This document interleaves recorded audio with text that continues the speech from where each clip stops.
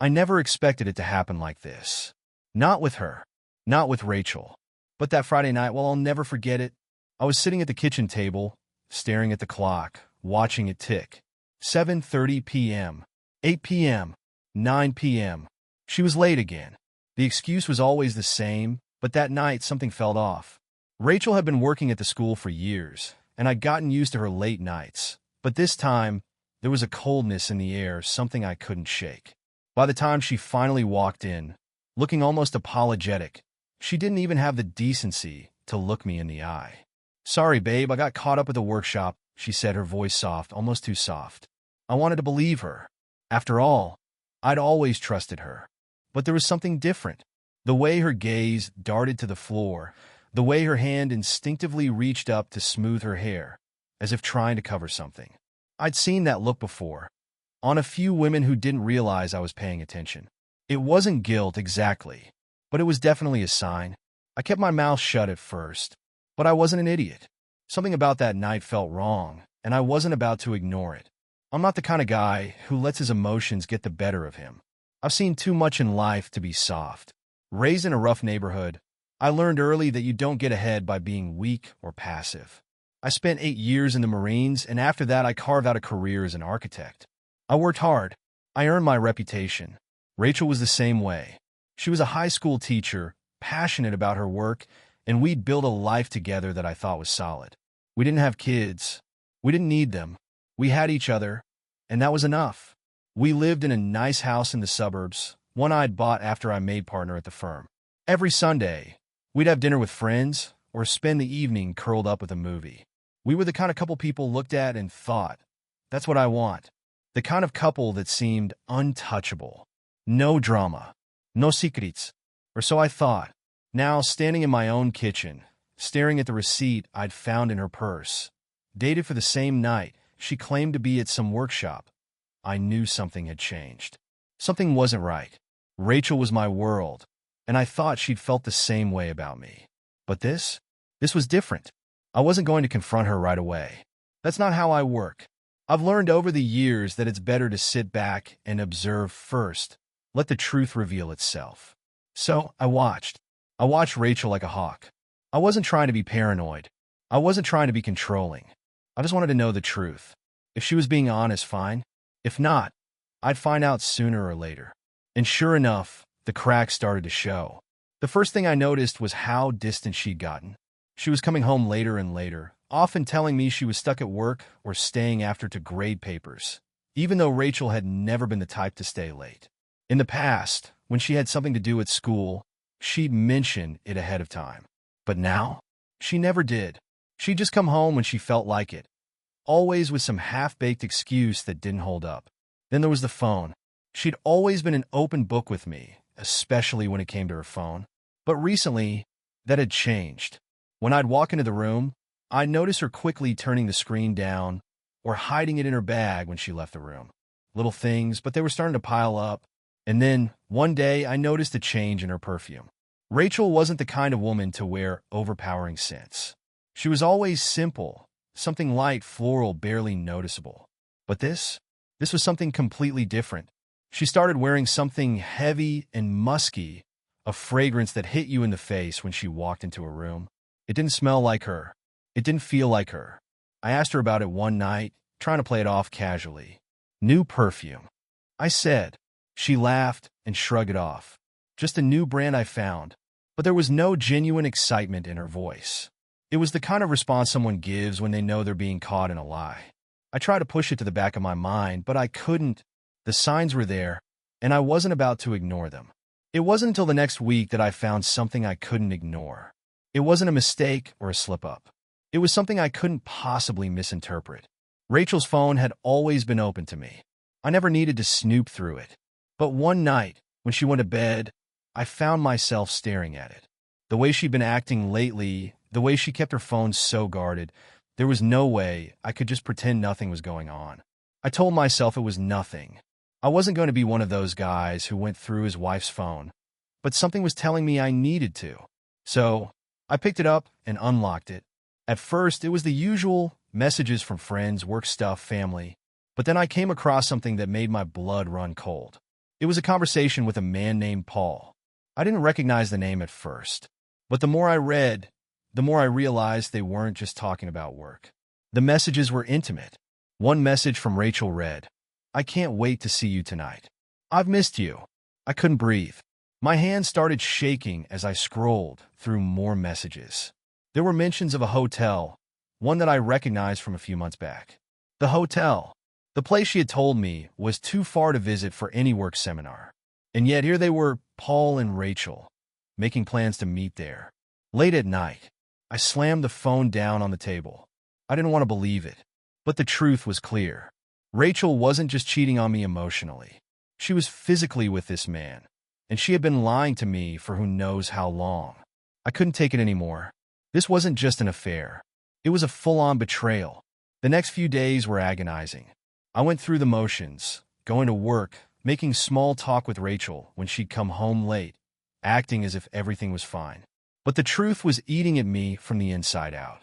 I couldn't shake the image of those messages. The more I thought about them, the more disgusted I became. I knew I had to confront her, but I wasn't going to do it like some passive fool, sitting there and letting her feed me lies. No, I had to be smart about it. I needed to gather more evidence. I wasn't about to confront Rachel without knowing everything, because I was going to make sure that she knew I knew. No more games. No more pretending I didn't see the signs. I needed to be methodical, calm, and ruthless. So I waited. The first step in my plan was simple. I had to track her movements. It wasn't just about getting proof anymore. It was about making sure I knew where she was going, who she was meeting, and when. So I started paying attention to the little things she was doing. The random meetings that popped up at the last minute, the vague texts she'd get late at night, the quiet conversations where she'd lower her voice when I walked into the room. I kept the pressure on, but I did it strategically. If I caught her off guard, she'd get suspicious. No, I needed to make her believe everything was normal, that I hadn't figured it out. So I kept my distance but kept my eyes open. Rachel wasn't used to being surveilled. Not by me, at least. She had always been open about everything, even with her phone. But now, it was a different story. And that's when I started noticing a pattern. Every time she left for one of these late workshops, she'd come home with that same guilty look. I knew I was getting closer to the truth, but I needed something more concrete. So I decided to take the next step. It was a Tuesday when I got the confirmation I needed. Rachel told me she was staying late at school again. It was one of her standard excuses. She was always grading papers or planning lessons, and I'd long stopped questioning it. But this time, she was being too careful, acting too perfect. The little things, like how she tucked her phone away and checked the time whenever she thought I wasn't looking, were becoming more noticeable. That night, I set my plan into motion. I knew from her messages that she was planning to meet Paul. I didn't know when or where exactly, but I knew she was about to head to him. Rachel left the house at 9:30 p.m., like she always did on these late nights. I didn't follow her immediately. I gave her a 10-minute head start, just enough time for her to think I was none the wiser. Then I quietly followed her, keeping my distance. The streets were dark, and Rachel's car was easy to track in the rearview mirror. The further she drove, the more my heart raced. I could feel it. This was it. I wasn't just watching some harmless flirtation anymore. I was following her to meet a man, the man she had been sleeping with. I had the receipt, the texts, the evidence, but I wanted to see it for myself. I wanted to know exactly who this Paul was, and I wanted Rachel to know I had been watching her every move. We drove through town, past familiar streets, and finally, she turned down a quiet road that led to the outskirts of the city. I recognized the area immediately. It was near the Bayview Inn, the same hotel where she had once stayed for a work seminar months ago. I parked a few blocks down, far enough away that she wouldn't notice my car, but close enough to see her clearly. I watched as she pulled into the hotel's parking lot and parked near the far end, out of sight of the main entrance. She got out of the car, checked her phone, and then walked toward the entrance. I didn't know how long I sat there, watching, but when I saw Paul, the guy from the messages, meet her at the front door, my blood boiled. He wasn't just some random guy. He was tall, with broad shoulders, a cocky look on his face, and a slick, confident air about him. The kind of guy who would never take no for an answer. He walked right up to Rachel, kissed her on the cheek, and took her hand like they'd known each other forever.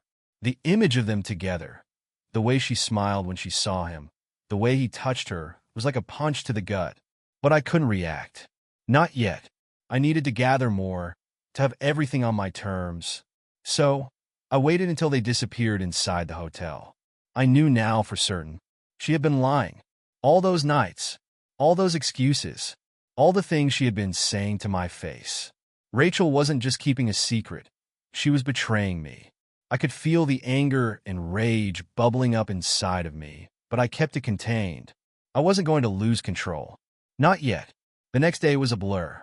I didn't go into work. I couldn't. I had too much on my mind. I had the truth now, and there was no going back. The first thing I did was call Rachel's school. I wasn't about to let her slip away with this.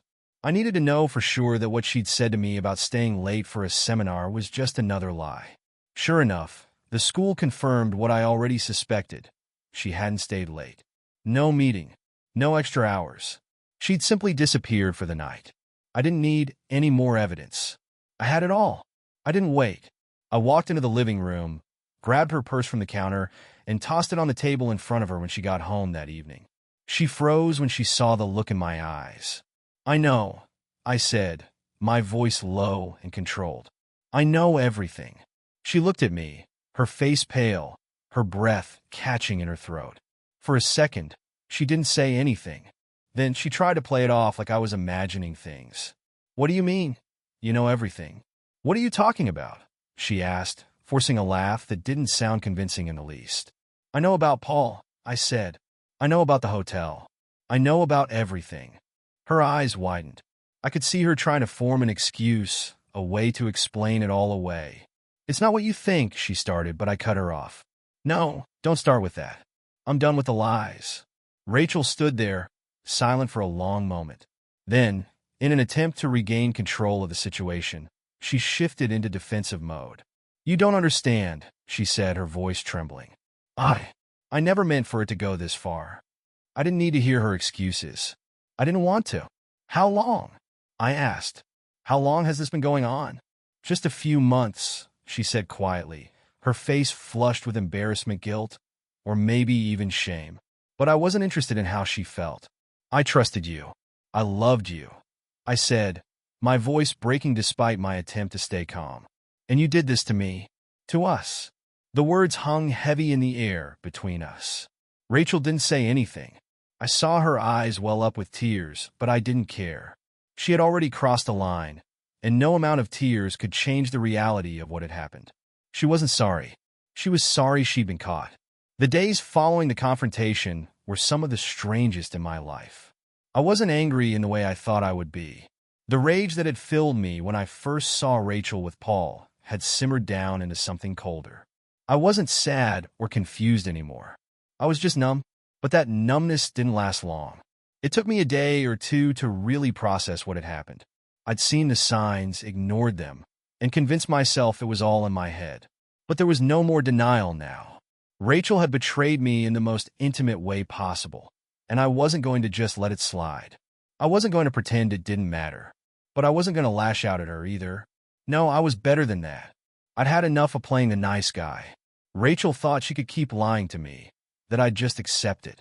But I'd seen behind the veil. I wasn't going to be a victim in this. If she thought she could keep playing games, she was about to find out just how wrong she was. I wasn't just going to get revenge. I was going to make sure she understood the full cost of what she'd done. Rachel wasn't the only one with a secret life. Over the years, I'd kept my fair share of things hidden from her. Not because I was doing anything wrong, but because I had learned to play my cards close to my chest. And now, I was going to use that to my advantage. I had everything I needed. The receipts, the messages, the hotel, and, most importantly, I had time. I knew Rachel. I knew how she thought. I knew that if I confronted her too quickly, she'd try to spin it, make it look like I was the one who was in the wrong. I couldn't let that happen. So I waited. I started doing things that would throw her off, make her think everything was fine. I began working longer hours, staying out late, and even going out with friends more often. It wasn't hard to put on the act of a man who was pretending not to care. Rachel, of course, didn't seem to notice at first. She thought I was just distracted, overwhelmed by work, or simply too busy to deal with the situation. But I knew she wasn't that naive. She knew something was off. She had to. I started small. At first, I began gathering evidence of the things I'd already seen. I made a point of checking her phone when she wasn't looking, collecting more messages between her and Paul. The tone of their conversations made me sick. The flirty little remarks, the double entendres, the talk of meeting up again soon. It made me want to tear everything apart, but I held back. I was playing a long game. The next step in my plan was to cut her off. Not completely, but enough to make her nervous. I started withdrawing emotionally. I didn't react to her jokes, didn't ask her about her day. When she tried to initiate small talk, I would respond curtly, distracted. I wanted her to feel the distance, to wonder what was going on, to think that I had already moved on when I hadn't. I wanted her to feel the isolation, to feel the pressure build, until she cracked. About a week into my emotional withdrawal, Rachel came to me, frustrated. She could feel the tension. She could feel the shift, and it drove her crazy. The Rachel I knew was never one to be ignored, especially not by me. And this is when I knew I had her. She sat me down on the couch one evening, her eyes wide, her voice just a little too sharp.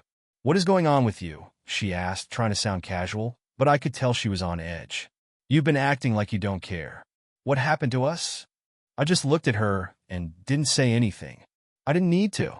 I wanted her to feel what I was feeling, to sit in that uncomfortable silence until she couldn't take it anymore. She shifted in her seat, obviously uncomfortable. Then, she sighed and tried to soften the mood. "Mark, please. I know I screwed up, but we can fix this. Just tell me what you need from me."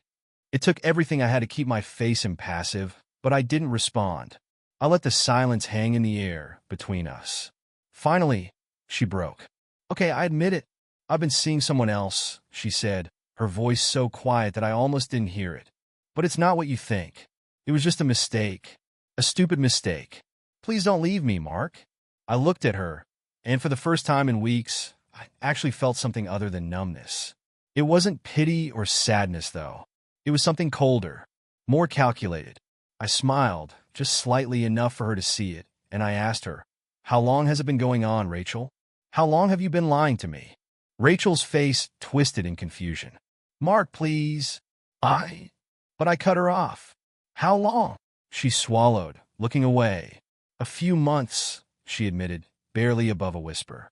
I nodded, the smile still playing at the edges of my lips. "A few months? So, you've been lying to me for months, sleeping with him while I've been here, trusting you, building our life, and you couldn't even be honest with me.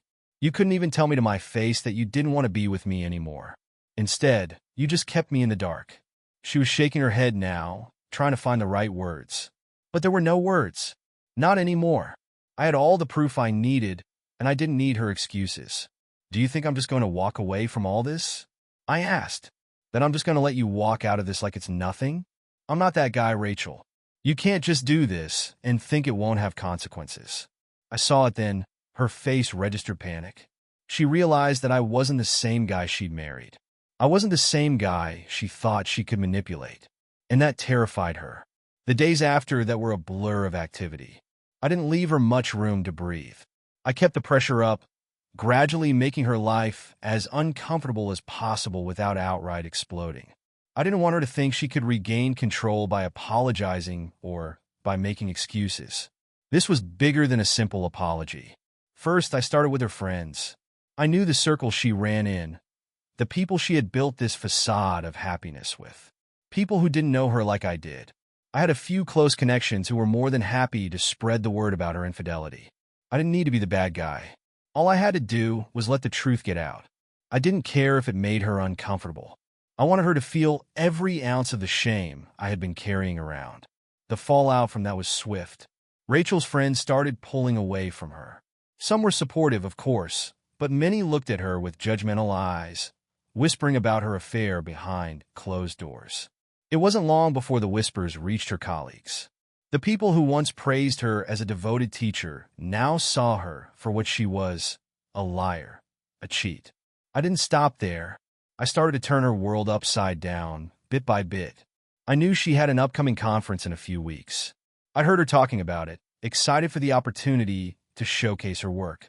I made sure her principal knew about the affair, about her lack of professionalism.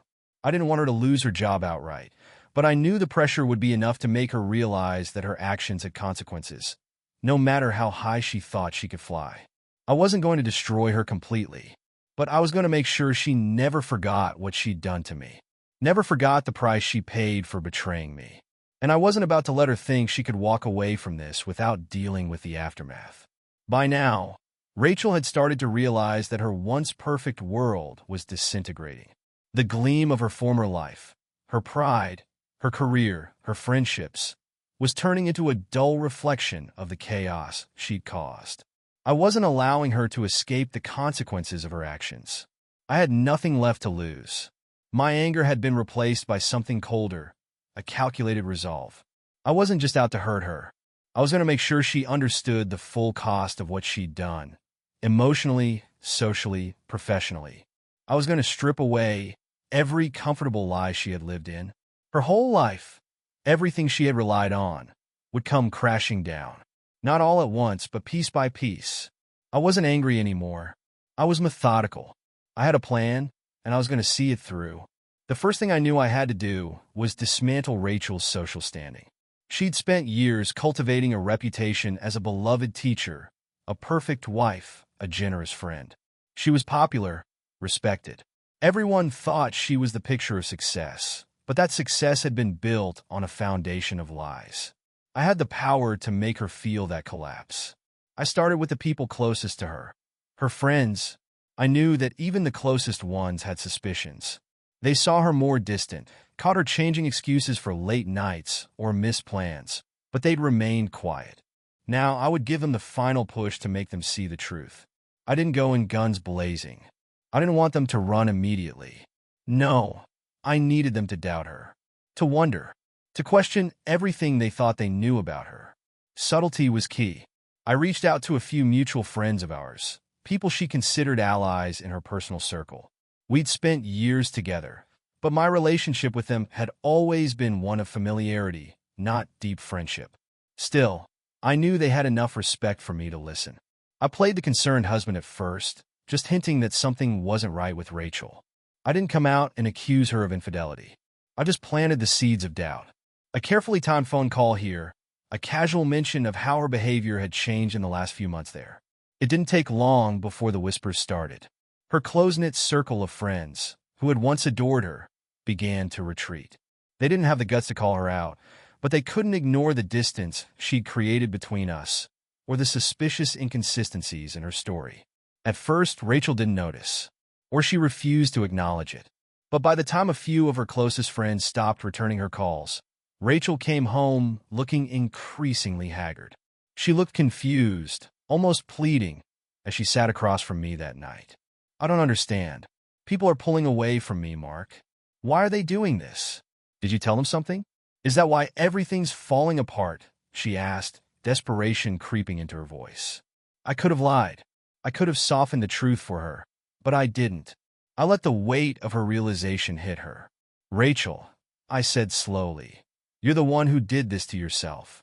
You thought you could play everyone, including me, and there wouldn't be any consequences. Now, you're starting to see what happens when you live a lie. Her eyes flashed with frustration, and she began to cry, but I didn't flinch. I felt nothing. She had no more power over me. Not now. It wasn't just her social standing I was after. No, I wanted to take everything she'd worked for. And Rachel had built her career with the same deception she used in her personal life. She was a teacher, a beloved one at that. She loved her job, adored the attention she received from colleagues, students, and the respect she had within her school district. But all of it could be gone with one push. I knew Rachel had been up for a major promotion. It was a big deal, more money, more influence, and a prestige she had worked hard for. But it was also the perfect opening for me to strike. I didn't want her to get this promotion, not after what she'd done. I started small, talking to a few people in the administration, subtle questions, hints at the concerns I had regarding her personal life. At first, I didn't get specific. I merely hinted that Rachel's home life was unstable, that there were personal issues that might be affecting her performance. I didn't give direct evidence. I didn't have to. All I needed was to make them question her judgment. They would take care of the rest. The next week, Rachel came home in a storm of rage and disappointment. She had lost the promotion. The principal had called her in for a meeting and told her that there were concerns about her personal conduct. I could see the disbelief in her eyes, but I didn't care. I'd known this would happen. I worked so hard for that. How could they do this to me? She screamed as she paced the room. I've been nothing but professional. I've given everything to that school, and they just took it away. All because of you. She was shaking now, angry and confused. I let her vent, but I didn't back down. You made your bed, Rachel. You didn't just ruin our marriage, you ruined your career. You thought you could keep everything separate, but you can't hide forever. That was only the beginning. There was much more I could do to keep her in a downward spiral.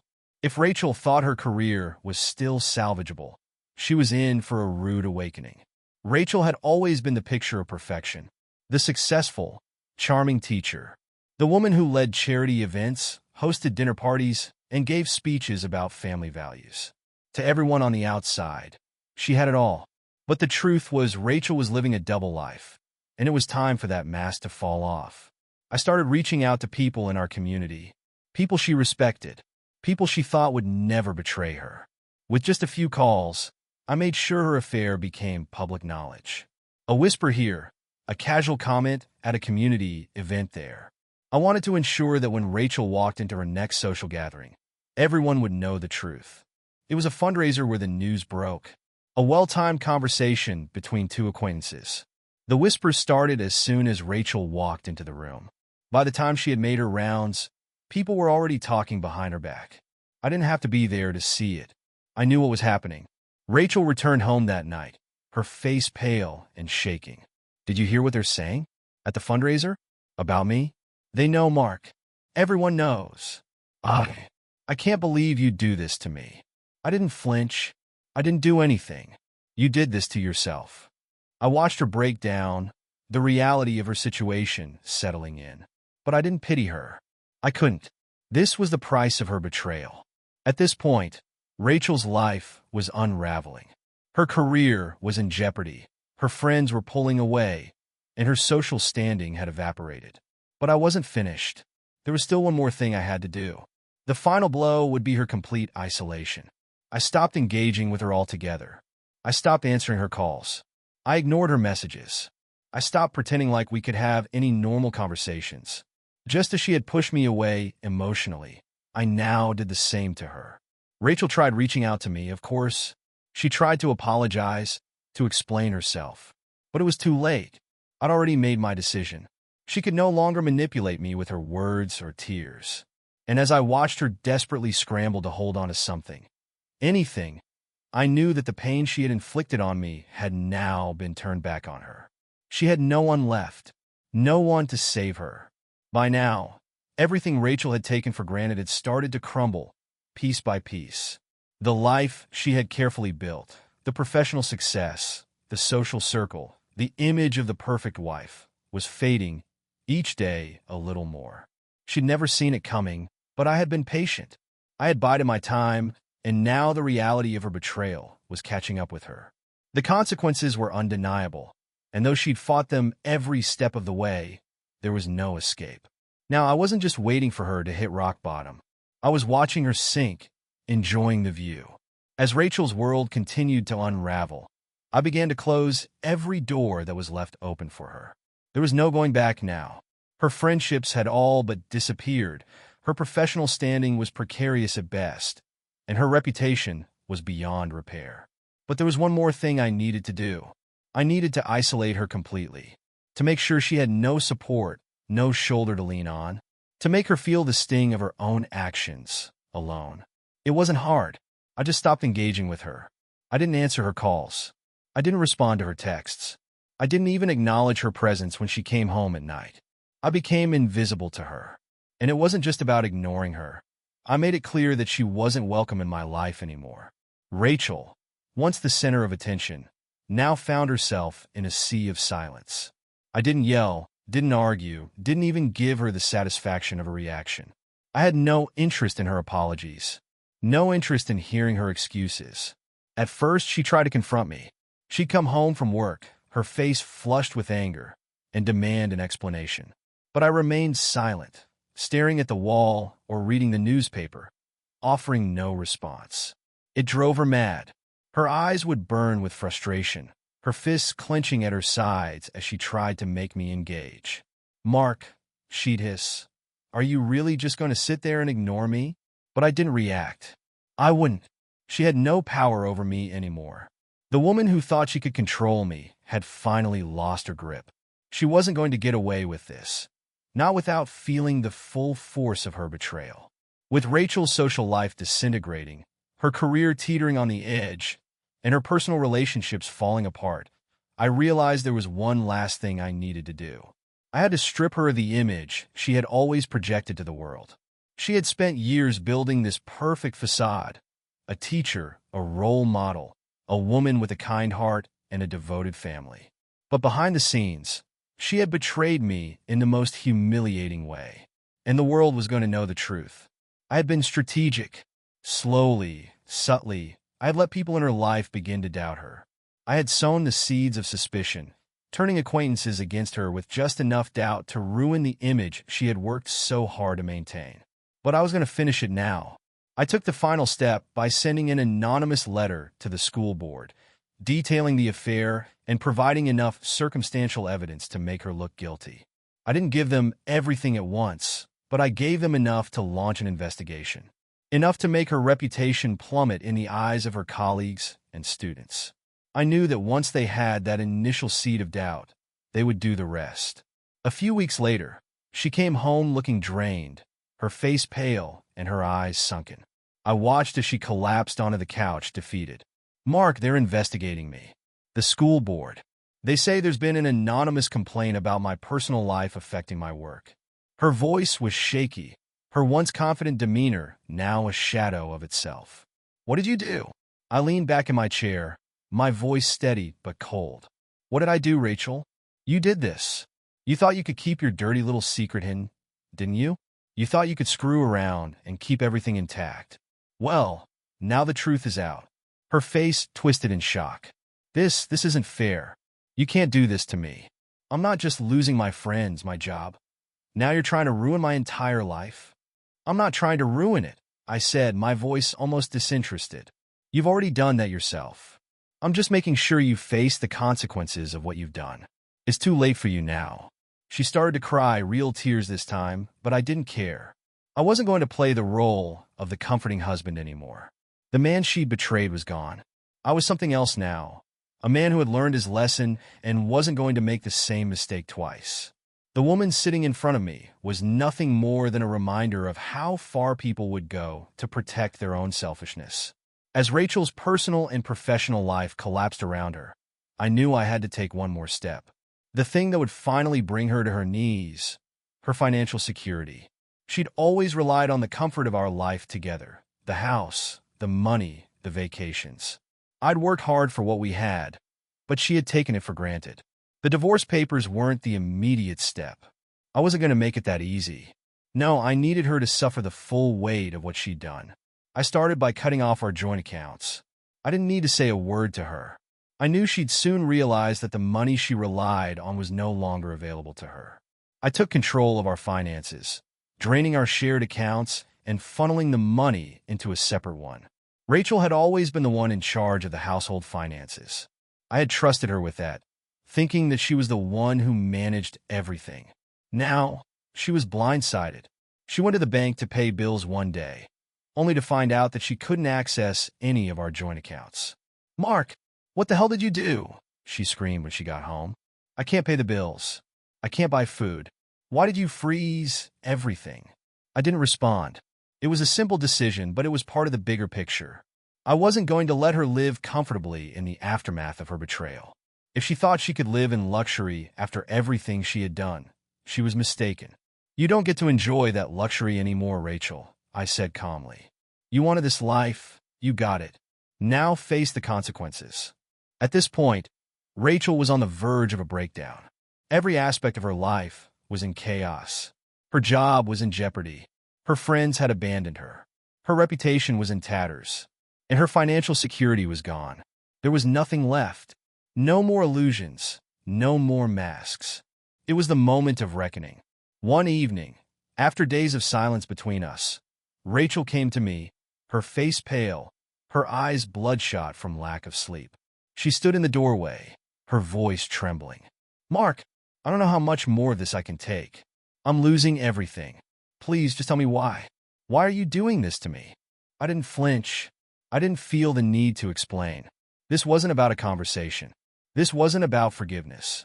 This was the result of her own choices. But for the first time, I gave her the full weight of the truth. "Because you thought you could destroy me, Rachel," I said, my voice low but unwavering. "You thought you could have your affair, lie to my face, and it wouldn't matter. You thought you could keep your perfect life. But you can't. Not anymore. You wanted me to be the fool. And now it's your turn to face the consequences.